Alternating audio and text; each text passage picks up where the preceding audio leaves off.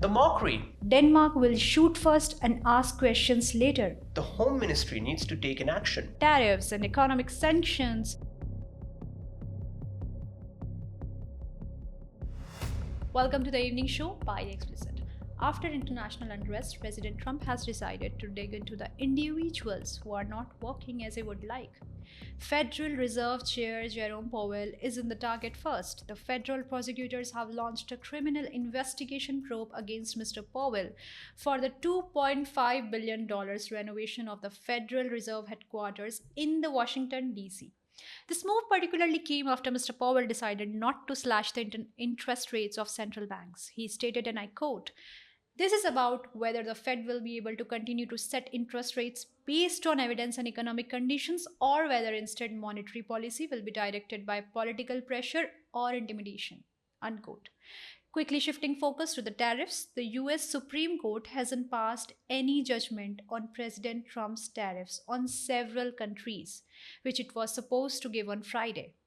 However, the Treasury Secretary Scott Bessent has claimed that even if the court rules against President Trump's emergency tariffs, the Treasury would have enough funds to pay for the tariff refunds. He further stated that there has been no inflation in the US because of these tariffs and noted that good inflation had remained below headline inflation.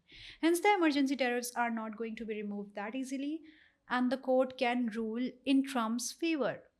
So you can see that even the justice system in America is now obliged to obey the politics.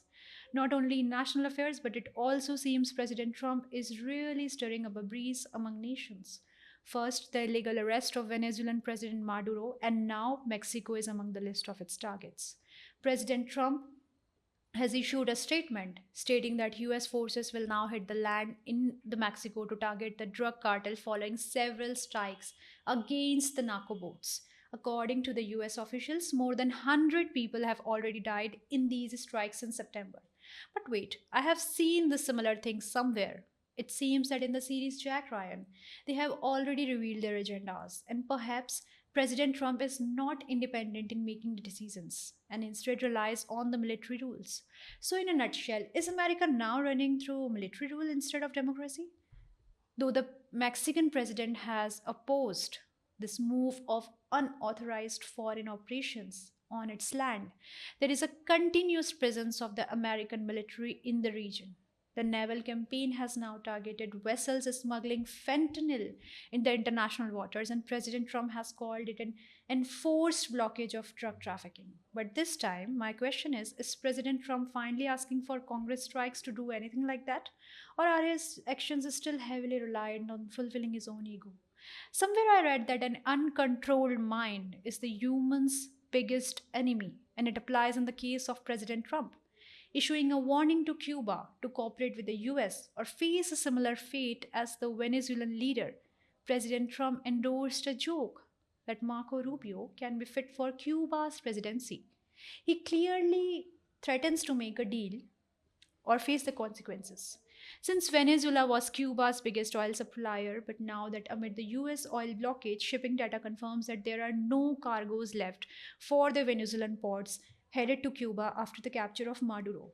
The reason the US wants regime change in Cuba is that Cuba has had a socialist political system since 1961, and it has established a socialist state allied with the Soviet Union. A classic example of capitalism, the Americans now want the world to run through them.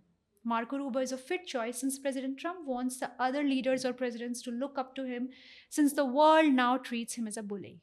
He is now using the army as his own weapon for winning every argument, even if it's Canada not being the part of US, or Greenland, an autonomous territory of the Denmark, or the Sea of Mexico, a beautiful fit for the United States.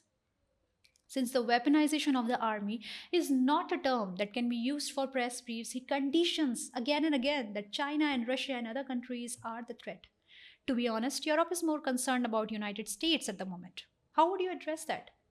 Since I mentioned Europe, let's talk about Europe's stance on Greenland. Since Europe and America formed the NATO alliance, it has clearly stated that any attack on Greenland can break NATO. According to the US-Danish Defense Treaty from 1951, American military is already present on the island, and the US reason for capturing it due to security reasons is just a baseless argument. If the EU puts on economic sanctions on the US market can seriously witness a downfall, and the shutdown of US military bases in Europe can be concerning. Sergei Lagondisky explains it, and I quote: no one believes a war between the US and EU is desirable or winnable, but a US military move against EU would have devastating consequences for defense corporations, markets, and global trust in the US. Unquote. Not only this, but French President Macron strongly criticized the US for its rhetorical stance on Greenland, according to a press release issued by Elysee Place. After this statements, Italian Prime Minister Meloni has hinted at appointing a special envoy to talk to Russia as efforts continue to end the Ukraine war. So there might be a possibility that Russia might engage in talks with the EU to collectively change the world order. Maybe President Trump is right about getting a Nobel Peace Prize for changing the world order and stopping the war. In these series of events, the United States has also threatened a possible military strike against Iran. The reason stated by President Trump this time is that he wants to intervene in Iran, as several hundred people are reportedly killed in the protest and the internet access is cut off. Really? A little background: Iran has always been like this for last few years. Lately, due to failing regime which is restricting citizens from having basic freedom and rising inflation.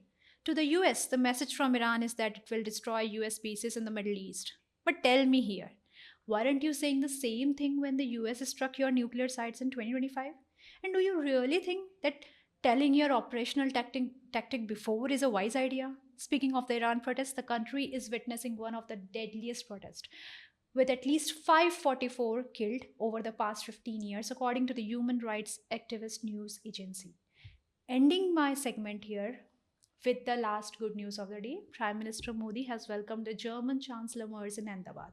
Both leaders have vowed to transform the economic partnership into a limitless collaboration. Speaking at the India-Germany CEOs Forum, PM Modi stated, and I quote, "We have decided to make the seamless economic partnership limitless. This means that along with the traditional economic sectors, there will be now deeper cooperation in strategic sectors as well. In the defense sector, we are exchanging a joint declaration of the intent today." Unquote. India is playing the Chinese card by proposing a close surveillance of modern technology to prevent citizens' data from being mishandled by attackers or big tech firms. However, the road to peace isn't that easy, especially when our beloved companies have so many colorable excuses. But let's take a look at them step by step. And the well-written excuses, of course. The first rule requires the makers to share their proprietary source code, which will be tested in government laboratories to identify any weaknesses in the operating system that can be manipulated by the attackers. Industry group MAIT, which represents Apple, Samsung, Google, and Xiaomi, however, opposed the government, stating corporate secrecy and global privacy policies as reasons. Huh. So you closely understand the regulations but abide by them only when you as a company are under scrutiny or troubles. What about the lawsuits you have settled in the past? Moving on though, we have the second rule, stopping the applications from using the camera, microphone, or location services in background. This is easy, right? But no, the group wants to continue their appalling acts. And they justify it by saying that there is no explanation on how to stop this. Let me explain. This is my pixel. On, off. On, off. It is as simple as that. Why do you want to process or track us when the phone is not in use? Who is benefiting from it? Other include periodic malware scanning, backlog access of the last 12 months, and 78 more such measures. Now it is not only the phone companies that must be questioned, but the IT ministry as well. And the question is it only a fancy bill to obtain information through market leverage, or do you look forward to preventing anything? Will you be transparent enough to be trusted? Because let's be honest, Google and others know us already. Do a bit. Let them live in their own dream world. But we don't trust your government employees and politicians, especially when they have their own vulgar episodes to deal with. The warfare against the manipulation of modern tech doesn't end here. Last time, when the government put taxes on any earnings through crypto, I knew they would propose something to track them as well. And since we as Indians are so involved in someone else's business, our government has found the easiest way to track the untraceable. How? The VDS service providing applications will now operate through not just documents, but a live selfie to avoid deepfakes or static images. OTPs on your email ID and mobile number registered to your IDs, the acceptable IDs, are a PAN card in addition to either passport, Azhar, or voter ID.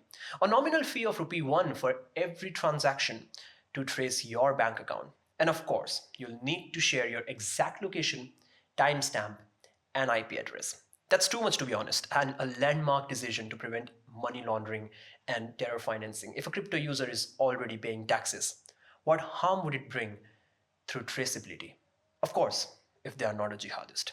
Speaking of which, Masood Azhar, the Pakistani puppet for terrorism, has a new claim, probably to warn India of dire circumstances in the future. As per him, he has 1,000 suicide bombers ready for deployment at any time. Guess he yet again consumed the beggar nation's funding of rupees 14 crores to him post Operation Sindoor. Funny how a man who lost his terrorist family to Brahmos and whose terror institutions were ripped apart, all while he was hiding to be saved, gave this speech openly just before there was a violation at the LOC by Pakistani drones, which are now active on the grounds after being shot by the Indian army. Why doesn't he become a martyr in times of war and enjoy whatever he preaches to these young minds? Maybe that doesn't really exist. And he's another man who needs the Chinese treatment to cure his disease, if you know what I'm talking about, which is contrary to the Republicans. As they speak, whatever comes out of their mouth, because I don't know, Clinton's fault? Maybe he put something inside, getting over that picture. A mother of three was shot 3 times in face by an ICE agent in their deployment to catch and deport illegal immigrants in America. So you know where he's mistaken, right? The friend of Epstein gave an interview to the New York Times and was not even completely aware of the situation. He acknowledged it, but said, I quote, she behaved horribly and then she ran him over, unquote. To which the video of the tragedy doesn't relate with. Trump must fight the internal wars first, in pursuit of giving freedom to international citizens in Venezuela, now Iran, and a lot more to come. He forgot he's the president of America and that he needs to first give freedom to citizens like Rene Good. Ask anyone with sanity. This was not defensive at all. He needs to understand the definition of freedom and that it starts from home. The freedom of not getting disturbed by the government or its foolish agents, the freedom of living with family or not leaving them in shock after such a tragedy. The American citizens are asking for justice, but it is yet another crime in the list of Donald J. Trump. I don't know if anything will be done, at least not on time. Whoever is gone, and the memories remain. Getting to the national affairs, real-time data and analytics provider Kepler claims that the US sanctions, even the recent threat of 500%, will not harm the Russian exports to India, especially oil. As per the report, the imports to India may even pick up in January, about 1.3 million barrels. So Trump proves to have no impact in Asia and is a deceitful figure who supports the narrative of the USA against Russia, even when the uranium imports to the USA from Russia remains normal. In fact, the USA is awarding $2.7 billion to 3 nuclear fuel makers in its ongoing attempt to cut off Russia. Why don't the USA lectures India after they themselves have an alternative? Reasoning the capitalist behavior of now taking over neighboring countries is a waste of time. We all know what Trump doesn't want to talk about: Epstein. Ending with Mamata, the attention seeker. After the ED conducted raids in West Bengal over the coal scam, the details have emerged, and the agency filed an FIR against the current CM for, quote, obstructing probe, tampering with, and destroying evidence in a multi-state money laundering case against IPAC, unquote. To continue with facts, the investigation alleges a multi-crore coal theft scam that involves Anup Maji and others. The agency also alleges that the state government officials, local police, CISF personnel, private entities, and political influencers were in active connivance with the charged. The central agency has even stated that they approached the Calcutta High Court for the CBI probe into the matter, but we all know the nature of the TMC to hamper with investigations in its state. A similar instance took place in the courtroom when the crowd caused a ruckus and the hearing was adjourned. The AD has now moved to the Supreme Court for Mamata's new misconduct, and time will tell if she's guilty or not. That's it for today, and we'll see you tomorrow. Remember, this is the evening show by The Explicit, running from Monday to Thursday, presenting you with national and international affairs alongside our opinions. Subscribe to our channel. Good night.